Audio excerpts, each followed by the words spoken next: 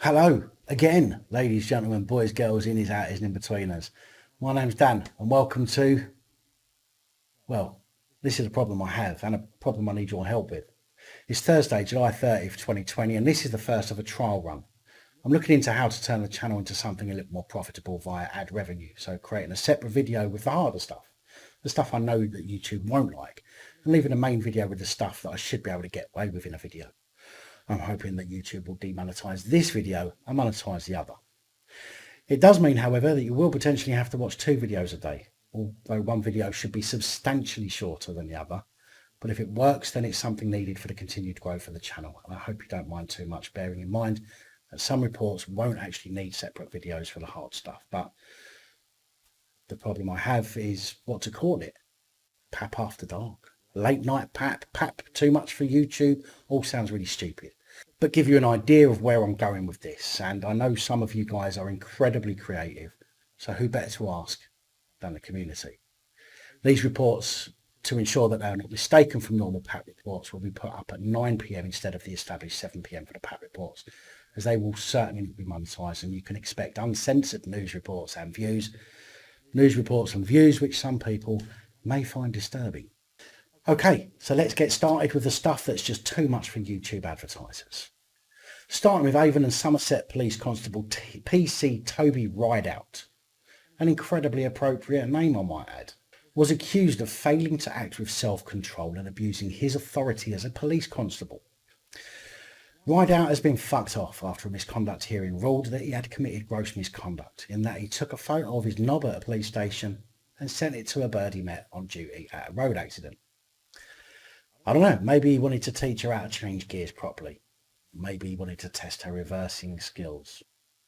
It was also alleged and proven that Rideout started a relationship with the woman and hid it from his boss, claiming that he did not know it was wrong to get sexually involved with a member of the public if they were not a victim or a witness, despite being a police community support officer for 6 years before becoming a fully fledged pig. PC Rideout said he concealed the affair because he did not want his wife to find out, as their marriage was on the rocks. He told the hearing that the woman he met while attending a traffic collision in Allison Road, Brislington, on March the 8th, initiated a kiss, and he gave her his personal mobile phone number and Facebook name. The woman, who cannot be named for legal reasons, texted him, and they had sex that night at her home. Damn, I remember those days. You know, at my age, you have to buy them dinner first. There is definitely no first night nookie when you're an OAP. Rideout claimed the woman later threatened to tell his wife about their month-long affair, and he only sent the photo of himself in uniform with his knob out on March 17 because she didn't want it. And this, ladies and gentlemen, is the police of today. Cuckolds. Showing up the police federation for the cretinous imbeciles they are, Rideout's federation rep Mark Loker told the panel, at the time the officer did not think he was abusing his position. No, of course he didn't. It was very easy to say he should have known. I should have known the lottery numbers last week. Well, knowing that banging some tart while you're married and sending a cock shot while in uniform is slightly different from guessing a set of random numbers, don't you think? There is no expectation that he should have known, but that is different from him knowing. Wow, if the police don't know the difference between knowing and should have known, then I don't know if I should have known how stupid the police are. This action is very knowing, don't you know? Rideout told the panel, this is 100% a one-off. I've learned from it. I've embarrassed myself and the organisation. You did that when you put the uniform on. He admitted discreditable conduct and breaching standards of professional behaviour on authority, respect and courtesy, but denied breaching honesty and integrity. However, Chief Constable Andy Marsh said, I do not find it credible that PC Rideout did not know his behaviour was wrong. He failed to inform his line manager of the relationship because he knew it was wrong and could get him into serious trouble at work. This relationship was initiated substantially because of his position as a police officer. Such conduct is an abuse of his position. The public would regard this misconduct to be of the highest concern. This is a particularly serious case for which the only appropriate sanction can be dismissal without notice.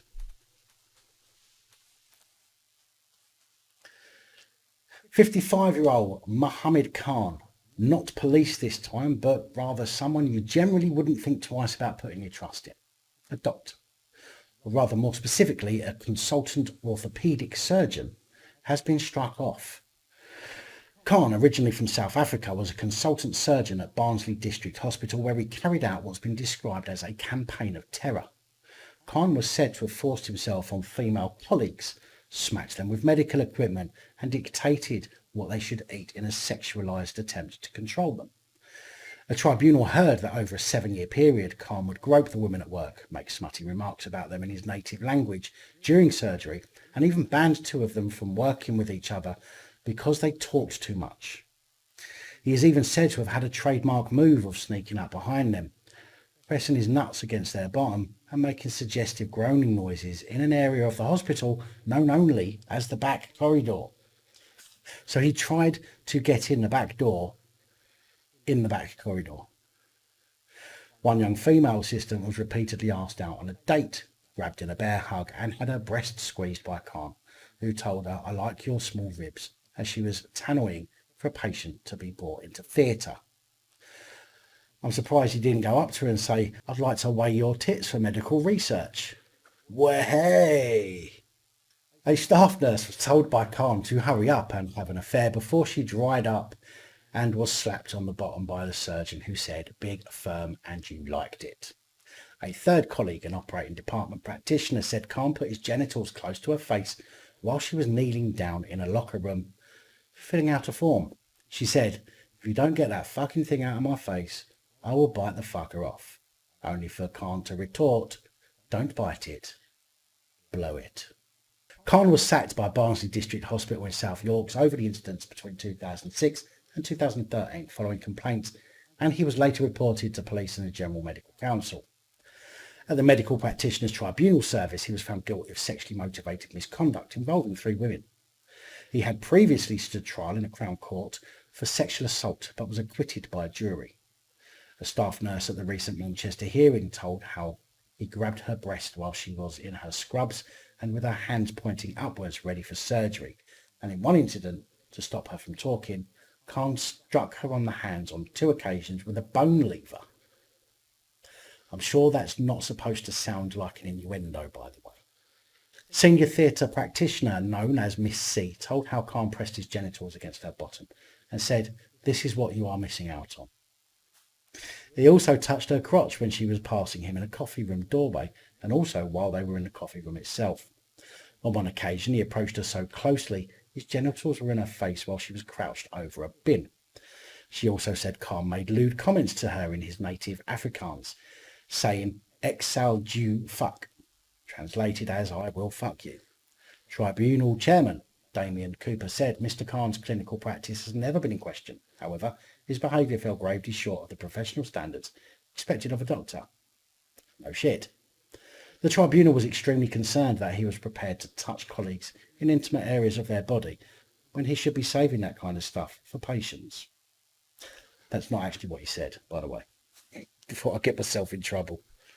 He held a position of influence, a position of significant influence and power within the department, and should have acted with integrity and as an example to his colleagues instead of abusing his position of seniority.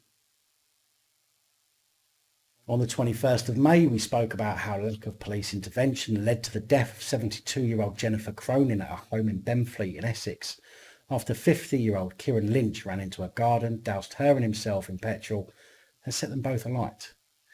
A probe into the death found that in early March, Essex police were called 6 times over Lynch's campaign of terror. Officers were even called in the early hours of the day of the killing and were warned he could harm Mrs. Cronin after he had already broken his bail conditions by bombarding his estranged family with calls and messages.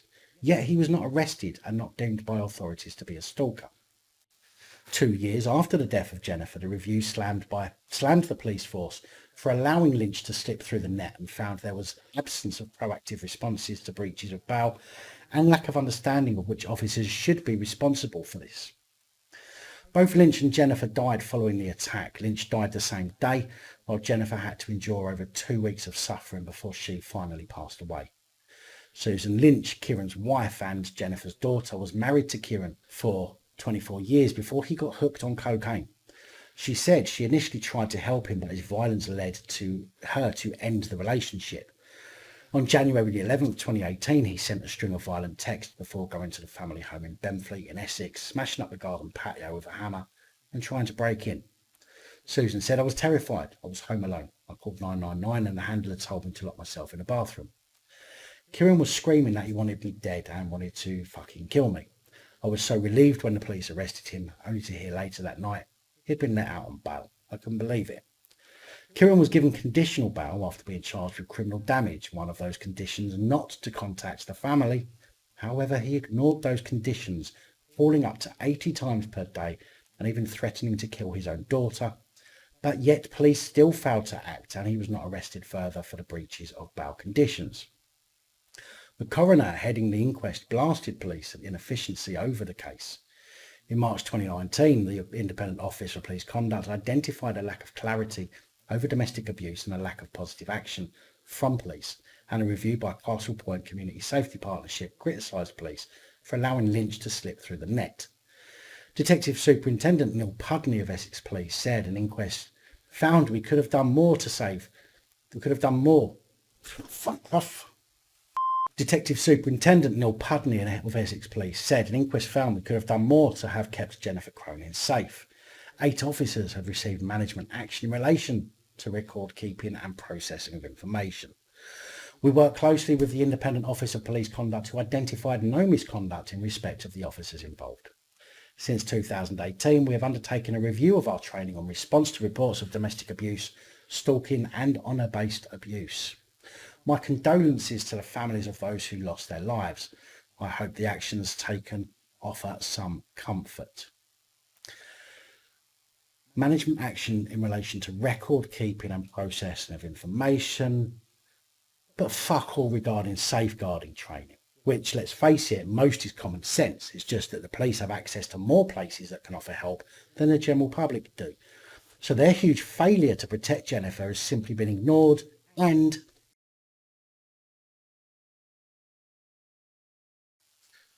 a Metropolitan Police Constable has been suspended and another placed on restricted duties pending an investigation into a video which showed 2 constables detaining a man, one of which placing his knee on the detainee's neck. Hello.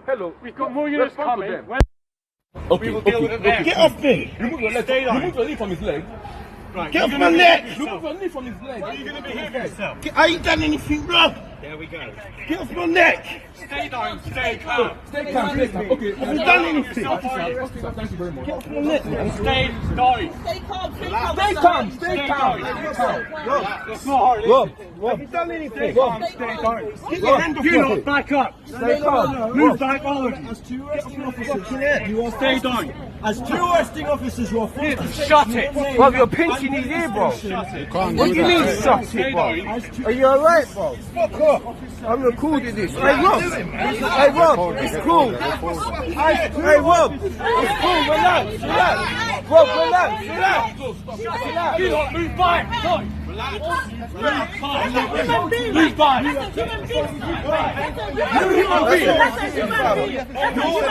You are forced to say. Move back. Hey, Rob, relax. Move back. Rob, relax yourself, bro. Relax yourself. You are all being filmed. Relax yourself, blood. Of what you have done. Hey, Rob. Officer Hey, Rob. You will explain now. Wait. This ain't okay. Thank you, officer. Can you please explain? He ain't attacked no one, sir. I'll come to you in a minute. Okay. Until then, and anyone else from your home, so move back, yes? I will. Just go away. You have to explain it to Who did attack? Exactly. You're saying that he attacked someone. You have attacked him without gloves. No mask. You have no gloves. Someone match you in. Did you come to No, what do you mean nice one? You're the one being a twat here because you got a uniform. Alright. You have a uniform. Huh? When? I was right there actually. Bring him in, you're going to say, No, you are going to not... Deputy Commissioner for the Metropolitan Police, Sir Stephen House, described the footage as deeply disturbing and says some of the techniques which are not taught in the police training caused him great concern. Police were called to an incident in Islington on the evening of the 16th of July after reports of a fight. The man was charged with having a knife in a public place, meaning that the police may have to use tactics that wouldn't normally be used. By that, I mean if the suspect was fighting back, the police knew or thought he had a knife or other weapon on him and he was not yet restrained, then in my book you need to use whatever force you can to get the situation under control without going over the top. If, however, as seen in this video, the guy might have been belligerent but was in fact handcuffed and was restrained, therefore I don't think anyone can condone the kneeling on the head or the neck manoeuvre. Steve House said the man involved was arrested, taken to a police station and has now been seen by a police doctor. Some of the techniques used caused me great concern. They are not taught in police training. We have quickly assessed the incident, including the body-worn video footage from the officers and their statements and justification for their use of force. As a result, we have referred the matter to the IOPC. One officer has been suspended and another officer has been removed from operational duty, but not suspended at this time. This decision will be kept under review. London Mayor Sadiq Khan said, "I'm deeply concerned about this distressing incident and we have raised this with senior officers at the Met Police as a matter of urgency. I welcome the fact the incident has been reviewed quickly by the Met and it's right that they have referred it to the IOPC. I look forward to a swift and thorough independent investigation with all decisions made public." And then you're looking in the wrong place there, Sadiq Khan, because that's not what you're going to get. It's crucial our police services continue to earn the trust of the communities it serves. Shadow Home Secretary Nick Thomas Simmons added, "This is extremely concerning incident. It is right that it is quickly referred to the IOPC and an officer has been suspended. I will be following this closely. We are policed by consent and that relies on the highest levels of respect and professionalism." Well, Simmons, somebody needs to tell the police that, not us.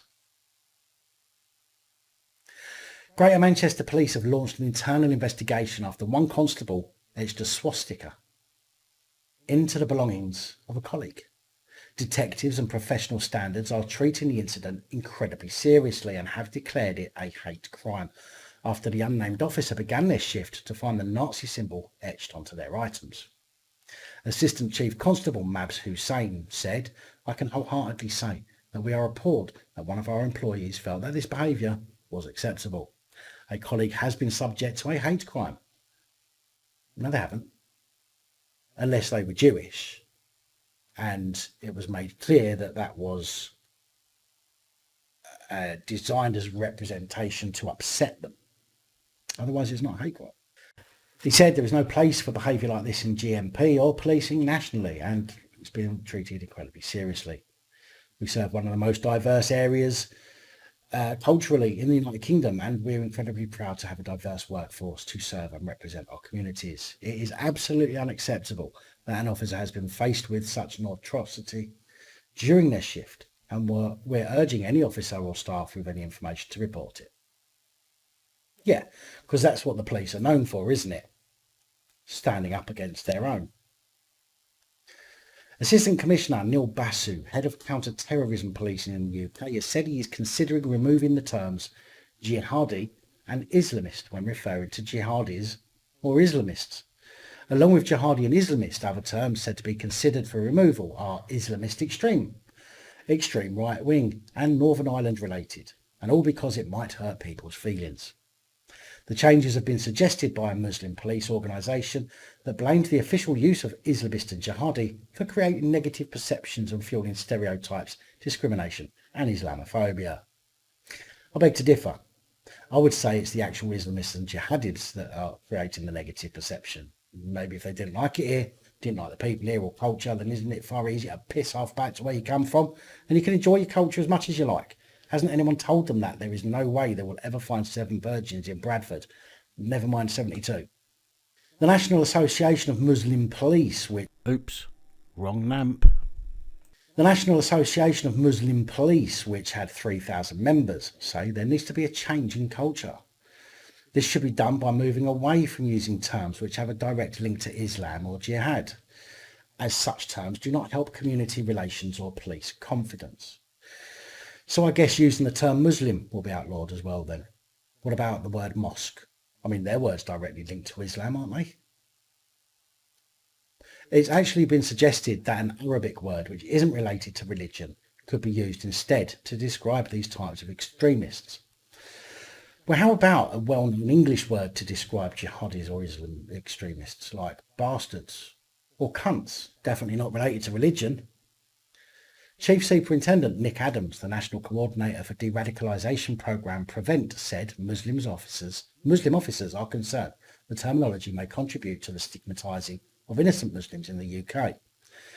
He added, "We have no plans to change the terminology we use at present, but welcome the debate and contributions." On the 9th of July, we had a report from the Channel Islands, Jersey to be precise, where a police constable allegedly called some youths faggots. In fact, you might recall my Oscar-winning performance as I reconstructed the events for you. Little faggots? You just called them little faggots? Yes, I did. That's discrimination. How is it? You tell me in your drunken, stupid state how that's discrimination. I'm not drunk. That's discrimination. No, it's not, mate. No, it's not. Look up discrimination if you had a phone. You just called them faggots and they're not gay? Well, video, which I've still not seen myself, was sent to the Professional Standards Department to carry out an investigation. State of Jersey representatives confirmed last week that 2 disciplinary charges were leveraged against the officer for his use of prejudicial language and culinary language, don't forget, faggots and meatballs in gravy as well. The constable admitted the offence and has been given a final reprimand. The officer was apologetic and fully remorseful of his comments and behaviour at the hearing, the force said. "We are liaising with the LGBTQ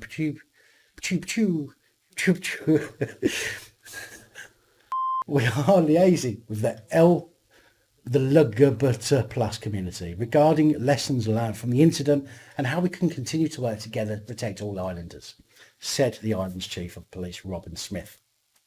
Yes, because just being an alphabet person means you can command and teach people how to act and behave. Problem is, like everything else, it's very subjective, where some alphabet people will take a hardline stance, others will take it for what it is, a throwaway comment. Meatball in gravy. Ultimately, nothing to go and cry in your safe space over.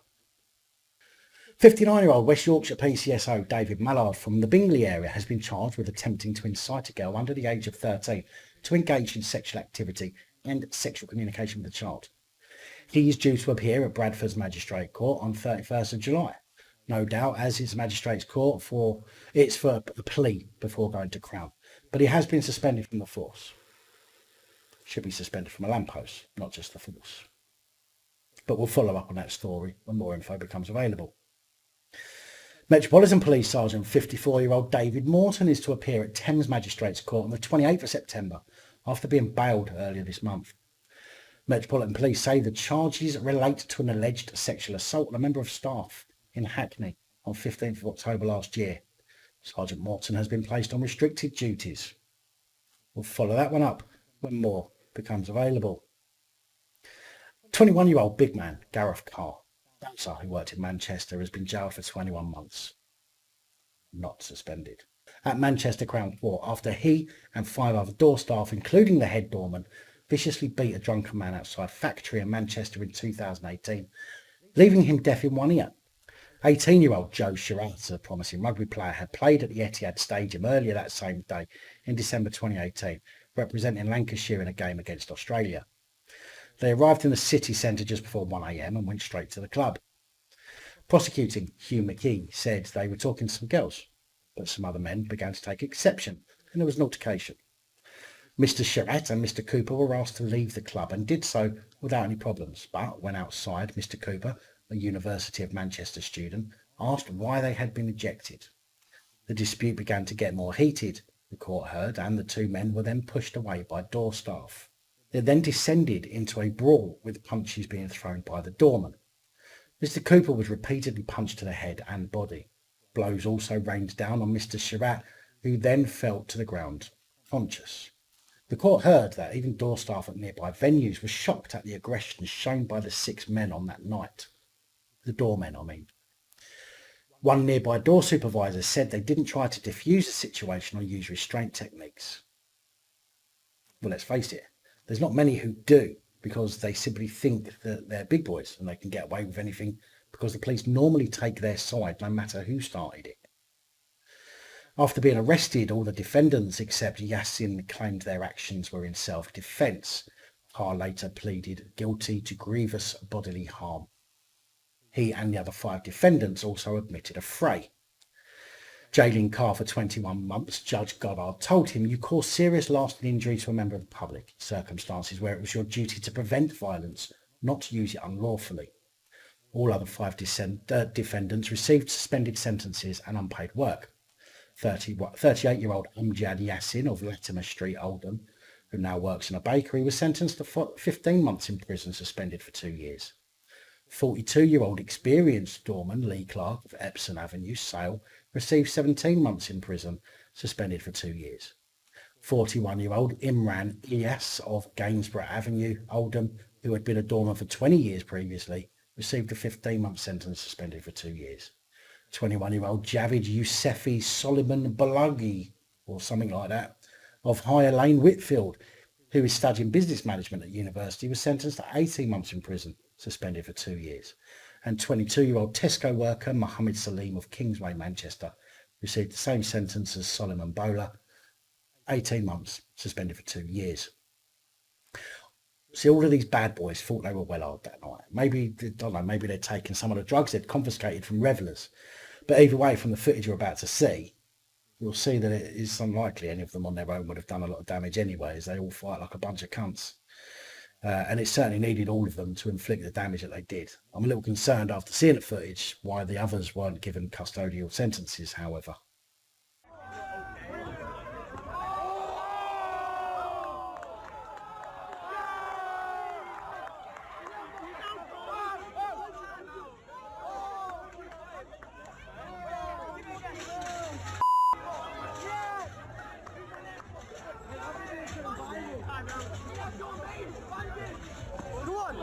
And again, and again, and again.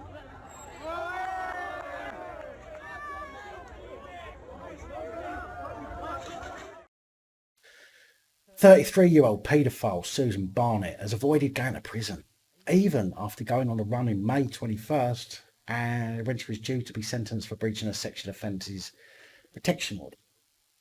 The prevention order was imposed after she and her husband, Kevin Barnett, plotted to sexually abuse children as part of a paedophile love triangle with Nikita Moore.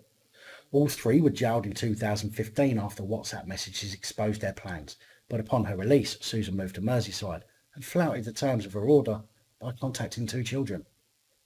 Contact which she admitted, but was granted bail on March 31st for a pre-sentence report to be prepared. But she fucked off. She left her home in Beechwood Road in Liverland and never returned to court, so a warrant was issued for her arrest. Barnett was re-arrested in Barrow-in-Furness on May the 23rd at a house overlooking a primary school, believed to be her mother's home. However, paedo-protecting Crown Court judges allegedly only handed her a 6-month sentence, suspended for 12 months, even after admitting breaching her SOPO without reasonable excuse between December 3rd, 2018 and October 2nd, 2019, by having unsupervised contact with a child under the age of 16 without the consent of the child's parents. Prosecutors agreed the prohibited communication with her children was online and not face-to-face contact. They said it was a deliberate breach, but agreed with defence counsel that there was little or no harm caused to the children.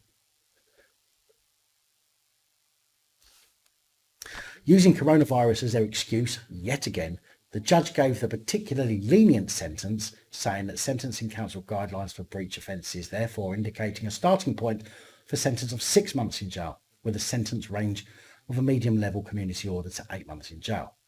The judge said he then had to give her 25% discount for a guilty plea, and while he could send her to prison for a short period of time, a pre-sentence report referred to the negative effects of the immediate custodial sentence on her mental health, particularly during the coronavirus pandemic, when prisons are in 23 hours lockdown a day. Well, I'd fucking send her anyway and hope she fucking kills herself. But even a probation service said they believed there was a realistic prospect of rehabilitation. Rehabilitation after this cretinous cunt has already shown she doesn't care for the law. She doesn't care for the harm she's doing to kids. But, you know, someone who's clearly proven they can't be trusted and has certainly proven to be a dirty pedo cunt has all the hallmarks of a rehabilitation success story. Fucking nice one.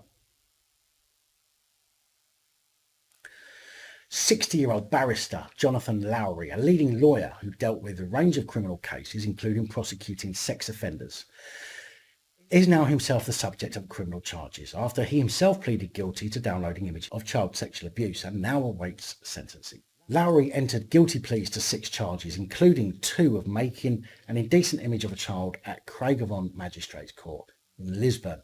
The court heard how he also admitted 3 counts of possessing extreme pornography and 1 of attempting to possess an indecent image of a child, with all of the offences said to have been committed between various dates between 2009 and October 2016. District Judge Mark McGarity adjourned the case to August 21st, saying hopefully to fix a date for disposal. He also confirmed a pre-sentence report on the defendant had already been ordered. Fix a date for disposal. I hope they're talking about his body.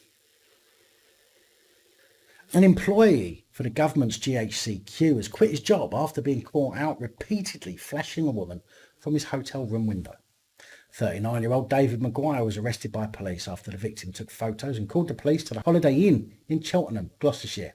He told police he thought the woman, who lived opposite the hotel, was sexually interested in him when she started taking pictures. Mr. Maguire faced 6 charges of exposure spanning 5 days in May last year. David Maunder, defending, said Mr. Maguire has been humiliated by his actions and has had to leave his job at GHCQ. Prosecution dropped the case at Gloucester Crown Court after Maguire agreed never to commit the offence again. I wonder if that will work for all sexual offences. You know what, Your Honour? I pinky promise, cross my heart and hope to die, I won't rape another fucking soul. Give us a chance, Gov. Come on. Although it seems he was backwardly complimented by Judge Ian Lowry, who said, "You have now spared the complainant from giving evidence at a trial." Yeah, give yourself a pat on the fucking back for thinking of the victim's feelings and how hard it would have been for her to attend court and follow up a prosecution for your disgusting behaviour. Yeah, well done, David. I'll tell you what, this would never have happened to 007. A 72-year-old paedophile has been spared jail, even after police found 125 Category A images, 24 Category B, and 2 Category C images on his devices after they seized his computer, laptop and mobile phone. David Thomason of Withings Lane, Bolton, appears before court on his birthday, 22nd of July, where Gavin Howie, prosecuting, told Bolton Crown Court there were also some indecent cartoon-style images and 1,588 extreme pornography images. Before passing sentence, Judge Timothy Steed said, "You are a relatively isolated and lonely man. It's a shame, and I use that word in its correct sense, that you are in court on your 72nd birthday and you have never been in court before. The fact you are here now, confronting this problem, is promising." Yeah, better late than never, I guess. Only I don't think that kind of perversion is something that sneaks up on people in their later life. So maybe it's just that he hasn't been caught before, especially considering he was into the most depraved Category A shit, as noticed by the amount of Category A images compared to B and C. So clearly, he's not just dipping his fucking toe in, is he? Thomason pleaded guilty to 3 offences of making indecent photos of children, 1 offence of possession of a prohibited image of a child, and 1 offence of possession of extreme pornographic image of a child. He was sentenced to 9 months prison, suspended for 2 years, and was also ordered to pay £200 in court costs. I seriously don't know what's worse these days, the crimes these wankers commit or the fucking sentences the pricks in sitting behind the bench give them for doing it. And unfortunately, we're now staying on the subject of sex offenders, as it's been reported in a Ministry of Justice Freedom of Information request that between 2018 and 2019, almost 200 sex offenders were released from prison in England and Wales with nowhere to live, with more than half of the offenders being classed as posing a high or very high risk to the public. Probation inspectors have warned that freed prisoners who sleep rough are more likely to commit further crimes. The probation service said it worked closely with local councils to help those leaving prison. The figures released show that on 68 occasions, high and very high risk sex offenders who were on licence for more than 6 months had no accommodation on release. A further 53 homelessness cases involved high risk sex offenders with a licence period of more than 12 months, and 70 involved medium risk sex offenders with more than 6 months on licence. Earlier this month, the Chief Inspector of Probation, Justin Russell, criticised the lack of cross-government approach to housing offenders, pointing out that prisoners with no settled accommodation were almost twice as likely to be sent back to jail within 12 months of release. In an inspection report, he blames the problem on housing shortages, housing shortages, high upfront rental costs, low priority on housing registers, lack of support services, benefit delays, providers adverse to accommodating people with substantial criminal records. But not a single mention of the housing stock being given priority to illegal immigrants first. How strange. The probation service, which is part of the Ministry of Justice, said the figures for sex offenders showed accommodation on the day of release and did not necessarily mean they remained homeless afterwards. It says it has introduced new teams dedicated to finding housing and is increasing placements in improved premises, also known as bail hostels or probation hostels. It adds that it has helped hundreds of offenders stay off the streets as part of the government's rough sleeping strategy. A spokesperson said public protection is our number one priority. Sex offenders on licence must report regularly to their probation officer and abide by strict conditions, which, if breached, can see them go to prison. Well, clearly public protection isn't your number one priority, is it? Otherwise you would keep these people inside until a suitable housing situation has been sorted out. So why fucking lie about it? And sticking to the previous topic, again, this isn't likely no more of a surprise, but shocking nonetheless. More than 900 sex offenders have disappeared off the police radar, with many thought to have disguised their identities by changing their names by deed poll and not telling the police. A change of name deed can be completed online in about 15 minutes, and it's been said that 1,300 sex offenders have already done that since committing their offences, but have informed authorities about the name change. While it is an offence for people on the sex offenders register to change their names without telling officials, that's not incentive enough for them not to do it. And let's face it, if they're going to go rape someone or kiddie fiddle, then they're pretty obvious they're not going to give a shit about changing their name against the law, are they? Now, the figures at the start of this report, the more than 900 part, is actually far worse than you'd think, because those are only numbers tallied up from 16 police forces. 16 out of 43 that provided numbers. So the other 27 didn't. So based on the numbers that are available, that would potentially amount to something in the region of 57 offenders from each police force, 43 police forces, that's somewhere just shy of 2,500 potential sex offenders missing. Emily Constantus from the Safeguarding Alliance said when they change their name, they effectively go under the radar of all the authorities. They can obtain a new passport, they can obtain a new driving licence, and essentially they can erase their past. She added, when they change their name, they effectively go under the radar of all the authorities. They can obtain a new passport. Oh, fuck, I just said that. The onus is on them to inform the police, but they are often manipulative by nature. If a sexual offender is on the sex offenders register, there must be a system where it is not just reliant on the offender to tell the truth. The Safeguarding Alliance has now launched a parliamentary petition to revoke the right of registered sex offenders to change their name by deed poll. Ahead of one trial in 2016, a woman's attacker changed his name to Mr. Mack, so he was unable to enter a plea because the charges were against Robert McEwen. The process was disrupted for several weeks. The victim believed he did it in the hope she would lose her nerve. A Home Office spokesperson said, "We are determined to prevent serious criminals from hiding their pasts and will not tolerate sex offenders trying to evade the justice system." Sex offenders who failed to tell police of a name change already face tough prison sentences. We are working with the courts and DBS to ensure measures are strengthened and continuously reviewed in order to protect the public. Scottish prison officer 39-year-old Gary Grimes has been jailed for 3 years and 9 months at Glasgow High Court after pleading guilty to striking a man with a Stanley knife type weapon after allegedly mistaking him for someone who raped a woman he knew. The attack took place in December 2018 at a pub in Lennoxtown, East Dunbartonshire, leaving the victim scarred for life. Yesterday, the 29th of July, Glasgow High Court Judge Lord Matthews told Grimes, "You decided to take the law into your own hands. You of all people, having been a prison officer for many years, should have known better. Your victim has been left with scars, as well as the stigma of being called a rapist without a trial." Grimes worked at HMP Lomos in Bishopbriggs and also in East Dunbartonshire at the time. He pleaded guilty to assaulting his victim, to his severe injury, permanent disfigurement, and to the danger of his life. Grimes had originally faced an attempted murder charge. Very big thank you to all of the channel supporters, especially the channel Patreon supporters. Your support is truly appreciated and really does help.